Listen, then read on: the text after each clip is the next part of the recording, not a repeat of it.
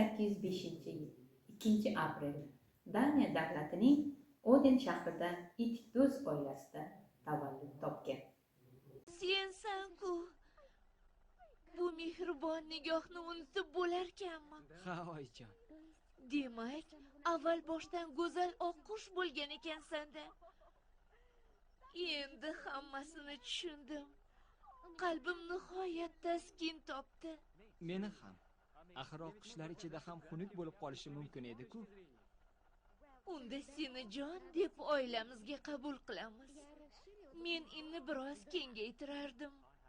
Endi meni yangi oilam bor, lekin tez-tez kelib turaman. Chunki men uchun siz doimo ona bo'lib qolasiz.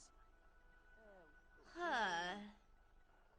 Endi ona o'rdakdan malomatga qoladigan bo'ldik.